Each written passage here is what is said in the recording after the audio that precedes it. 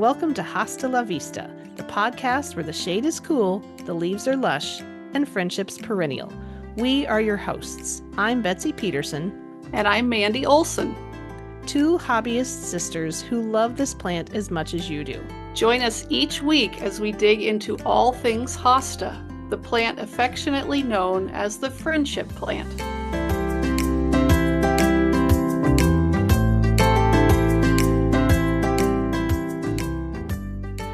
Welcome back, listeners. Today, we're joined by someone whose work in both the hosta world and greater gardening community has left a major mark. As president of the North Coast Hosta Society and a master gardener in Cuyahoga County, Barb Rauckhorst brings deep experience, generosity of spirit, and a whole lot of hosta wisdom. Whether she's organizing club events, welcoming new members, or sharing tips in the garden, today's guest is the kind of person who makes the gardening world feel like home. We're thrilled to welcome Barb Rauckhorst. Welcome, Barb. Hi, ladies. Nice to meet you, and I'm glad to be here. We're happy to have you. All right. Well, we're going to jump right in. How did your love for hostas begin?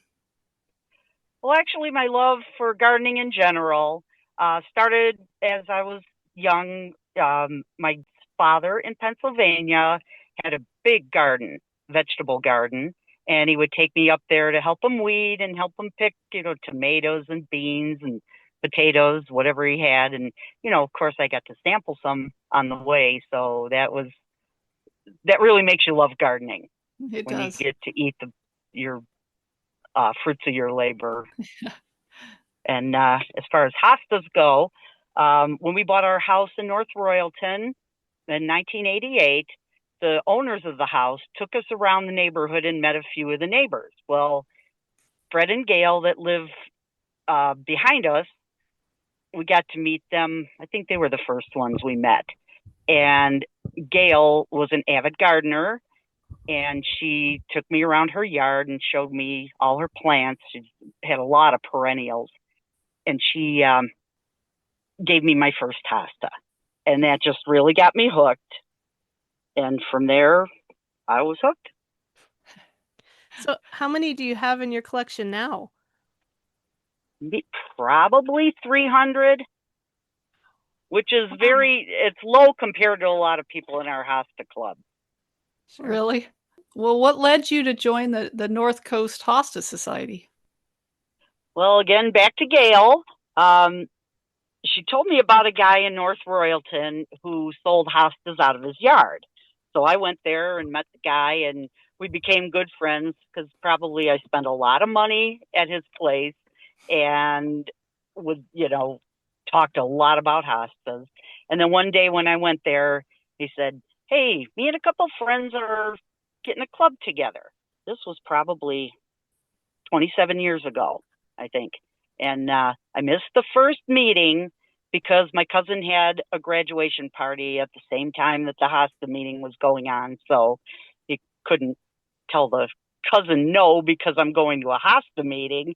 They'd look at you like, what? So anyway, that's how that started. Yeah. I made the second meeting and most of the meetings since then. Awesome. That's awesome. What inspired you to become a master gardener, and how has that influenced your work with hostas?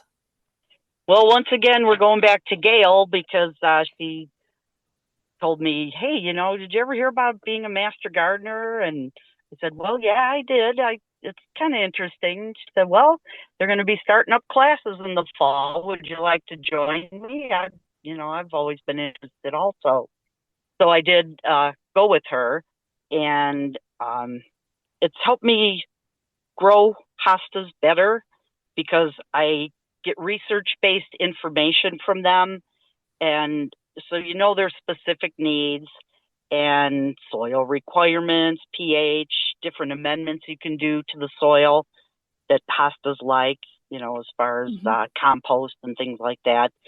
You can identify diseases a lot earlier because of being a master gardener, and pests and things like that. Sure. What does the North Coast Hosta Society do throughout the year? We have meetings where we have speakers We meet about 8 times a year, and actually 4 of them include a meeting. We have an auction every year. We have a hosta swap where you either buy a hosta or you dig up a hosta from your yard and just give a piece. You wrap it up so nobody can see what's in there, and you can do stealing and stuff like that. It's a lot of fun. We have garden tours, which is one of our favorites. We actually had a poker run the one time during a garden tour where we gave out cards at each different garden we went to. And then at the end of the poker run, whoever had the best poker hand won a hosta or Ah, something like that. It's Yeah. a great We've had idea. bus tours, and we put on a convention with 2 other hosta clubs in the area. That was in Cleveland in 2005, the AHS convention. We did one of our tailgates. I don't know if you're familiar with tailgates. I just learned about them. I haven't been to one. Okay. Yeah, you should go to one. They're nice. It's not as involved as the convention, but there are a lot of tours and just a lot of hosta related activities. We have done joint meetings with our closest Midland Hosta Society is the closest to us. And we had Bob Solberg come and bring plants and give a talk. He sold plants there. So, how long have you served as president of your club? Probably about 15, 16 years. Oh, We've wow. only had 2 presidents. Our first president was John Socek. He did about 10 or 11 years, and he unfortunately passed away. But I was vice president at the time, so he taught me a lot about running the club. And I have the best board. It's not even funny. I can't tell you how they're so good at their jobs. The treasurer, secretary, and all the other positions, they make me look good. I mean, I give all the credit to them. That's great. Well, what do you enjoy most about being president? When my members come up to me and say, "Oh man, that was a great meeting. I learned so much," or "We had such a good time," that's the best part, really, because I do it for others. I want them to enjoy themselves and learn about hospice. Oh, for sure. Well, what advice would you give to someone interested in joining or starting a local hospice society? As far as joining goes, I would say just go to a meeting. Most clubs will allow you to come as a guest and just see what their club is all about and if it's a good fit for you. So you really have nothing to lose just to go to a meeting and see what it's like. As far as starting a club, I would say to find like-minded people that like hostas as much as you do. And you can Google all the rest, like the legalities and, all the Robert's Rules of Order and, how to run a club. Oh, and how do you keep members engaged and coming back? Well, we asked members for their suggestions on what kind of meetings they would like or what topics they would like to hear from different speakers. We tried to vary our meetings and have speakers. The craft making events are popular. Garden tours are very popular. Most importantly, feed your members well. we have we have a lot of catered meetings, and actually we have a newer member that came on the board and had our first board meeting with her in September, and she made a comment. She laughed. She said, "You guys are very focused on eating." I'm like, "No, that's a good thing." We It's have a funny. joke. We have a joke in my field. I'm a teacher, and the joke is if you feed them, they will come. Oh yes, that is Yeah. very true. Well, do you have any favorite club events or activities you'd recommend to others? Yeah, garden tours for sure. You learn a lot. You can see how other people do things in their yard, get a lot of ideas. We have make it and take it crafts. One time we did stepping stones, and one time we did hypertufa troughs. Those are Mm. really, really popular. Um, and picnics at a hosta nursery. We may tour a couple nurseries and then ask the one, ahead of time if we can have a picnic there. So you're out looking at hostas, buying hostas. It's just sad that there are very few left. A lot of our members have passed away that had nurseries. Mm-hmm. And our auction draws a lot of members too. Yeah, I bet. For sure. Do you find that there's a lot of young members that join, or? Yeah, I would say our members range from probably 40 years old to in their 80s. Okay, that's good. What role does mentorship or education play in keeping the club thriving? Well, I believe most people like when we have speakers, whether it's a talk on hostas or their companion plants or garden pests. These meetings are always well attended because people like learning. Everyone in the club is eager to answer questions and share their knowledge of what works for them in their own gardens. We actually have one meeting where everybody gets together and you just have a topic you want to talk about or a question for the other members, like, I'm having a problem in my garden. What should I do? What do you guys do about this problem? So that really helps a lot. Okay. What are some common problems that you find? Slugs, deer, Hosta virus X. A lot of people come across it now and then at nurseries. So we suggest do not buy any plants from that company. Yeah. Yeah, it seems no matter what we do to eradicate it, it's still out there, isn't it? It is. Yeah. Well, Barb, it is time for one of our fun segments that we like to do on the podcast. We call it Finish the Rhyme. I'll give you a stanza about a well-known hosta, and you try to fill in the last word or words giving us the name. Are you ready?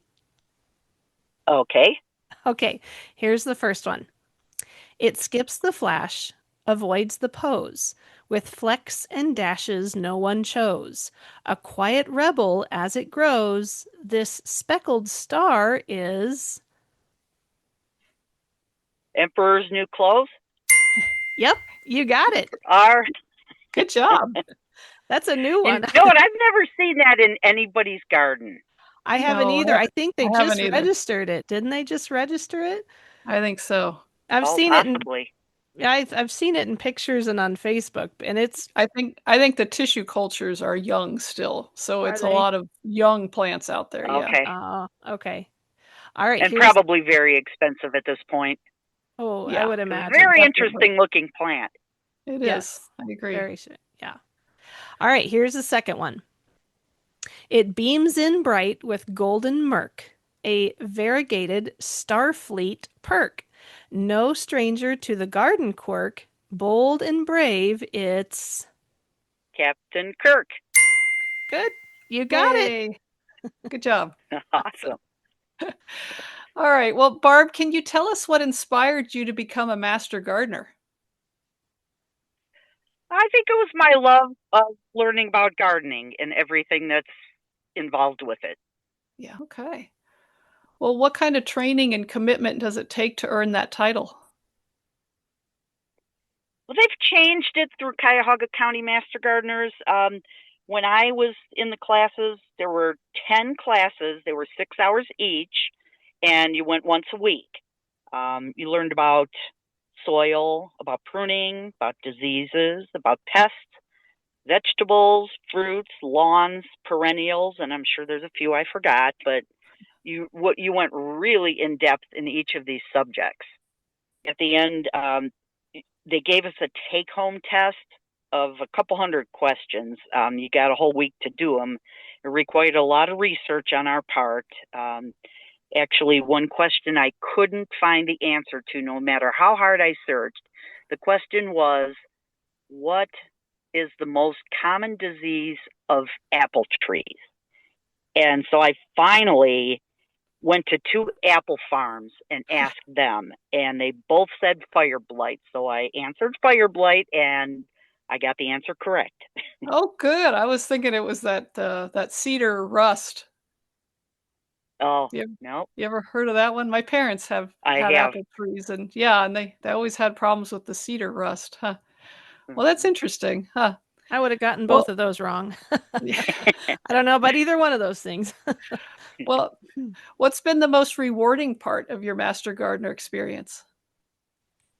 I would say answering questions from the public. I go to the Cuyahoga County Fair and answer questions. Just people come up to our booth, the Master Gardener booth, and in order to give us confidence, our teacher had told us, once you take these classes, you will know more than 95% of the public out there. He said, so be confident in your answers because they come in there with almost no knowledge and you have all this knowledge. So you're probably going to help everybody that asks you a question. Hmm. Yeah. So, Barb, can I ask, what does it take to keep your master gardener status? Do you have to continually take courses?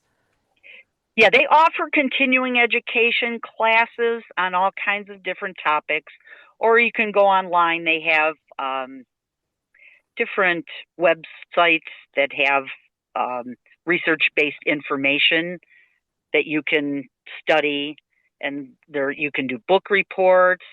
But you report all this in, you have to have 10 hours of continuing education each year, not when you're a intern. You don't have to do that because you're learning at that point. But after that, you have to have 25 hours of volunteer hours.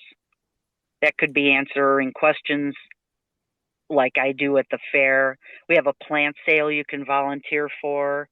There are so many. There's horticultural therapy. There's you can work with kids at the Ben Franklin School here. They have a classroom for kids just for horticulture. I Hmm. think they're fourth graders. Well, But that sounds like there's so many fun. different Yeah. aspects you can volunteer in. So it's easy to get your 25 hours. That's cool. That is neat. Huh. Mm-hmm. Well, how has being a master gardener influenced your work with hostas and the North Coast Hosta Society? Um, it really helps to give you the ability to find problems much earlier than probably most people would, um, and what to do to remedy it, and actually even how to start out, from the soil up, put the plant in the right place, prepare the hole properly, do soil tests, send them in, and find out what your soil needs in order to grow better plants. Hmm. Um, and the ability to pass on research based information to our members. Good information. Yeah, definitely. Thank you for sharing that. Oh, Yeah. sure. Okay, Barb, time for this or that. We'll give you two Okay. options, and you pick the one that speaks to you first. No overthinking. Okay, are you ready? Okay. Uh huh. Okay, Lake Erie breeze or garden morning dew? Lake Erie breeze. We're lucky to have the lake. I bet. Okay, fall color frenzy or springtime surge? Fall color for sure. Really? Okay. All right, Buckeye candies or Buckeye football?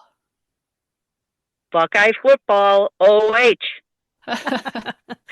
Can you quick explain what a Buckeye candy is? It's a little ball of peanut butter dipped in chocolate, but they leave a little bit of the peanut butter showing, so it looks like a Buckeye. Oh, Oh, Kind of, okay. sort of. I didn't know Yeah. what that was. So, yeah.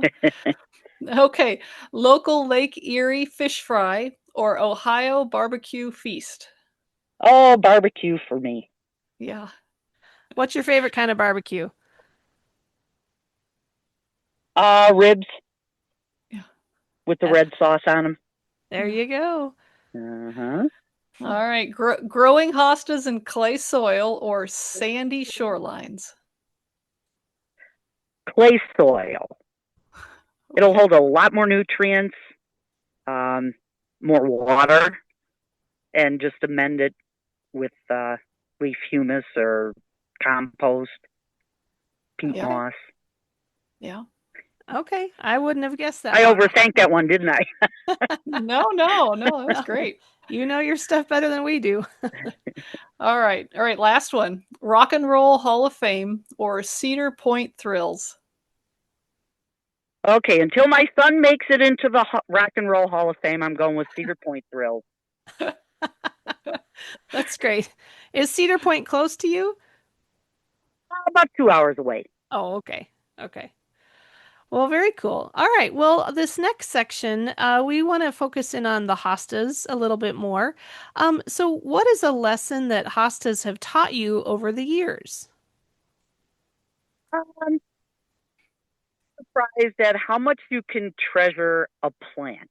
When a friend of yours gives you a plant, and I always tell them, it makes my yard look so much more beautiful. I think of you all the time when I look at it. And, especially after they pass, it's a real treasure to me to have that plant from them. Mm-hmm. And sharing my knowledge with others, you never know what a lasting impact that can make by making someone's life easier or just making it more beautiful. Mm-hmm. Yeah.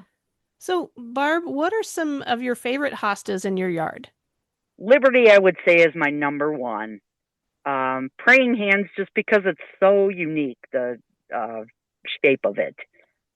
I like Blue Cadet, and Elvis Lives is nice. I just recently got Glad Rags, very cute hosta. Yeah. And everybody loves the mouse ears. I mean, you gotta love the mouse ears series. Do you have quite a few of the miniature ones? Yes, because I ran out of space. Oh. Some of those, you put a hosta in and you think, okay, this is a large hosta. Well, if it's really happy where it's at, it's a super large hosta. So then you have to move some of the other ones out of the way that are getting covered up by the super large hosta that you didn't think was going to get that large. Yep. So you know how that goes. Yeah, I'm going to run into that in not too many years. Well, what do you think the future of hosta growing looks like? It really seems like they are trying to breed for more red in the hostas, in the leaves and the petioles. And I know they concentrate on flowers a lot. Tissue culture is almost totally the norm now. Yeah. Yeah. Well, Barb, what gives you the most joy these days in the garden?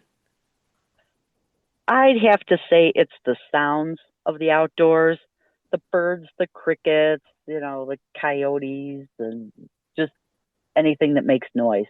The leaves rustling in the trees when it's windy out, the rain on my gazebo when I'm sitting out there and there's a little sprinkle going on. Yeah, it brings me a lot of peace to just sit there and soak in the sounds. Do you go out in the morning and talk to your hostas before you start your day? No, more in the evening. I'm Oh, usually working but I do talk to the hostas, and I talk to the critters that are making all those peaceful sounds. And my neighbors, I'm sure, know that I'm nuts, but the gardening ones do the same thing. So I have some allies. You're in good company, huh? I was Yeah. gonna say you're in good company here because we go out and talk to Yeah. our hostas in the morning. Yep. Oh, yeah. Great. Well, Barb, thank you so much for being with us today. Your energy, knowledge, and passion for hostas and community building is inspiring. And Thank you. oh, we are so glad you came on. Yeah. Thank you for giving us your time. Yes. Join us next week when we sit down for a chat with Kathy Peterson of Heavenly Hostas, who's grown a beautiful hosta collection right in her Minnesota backyard. Make sure you follow us on Facebook and hit follow on Spotify or Apple Podcasts. Until next time, thanks for listening and Hasta la vista, baby.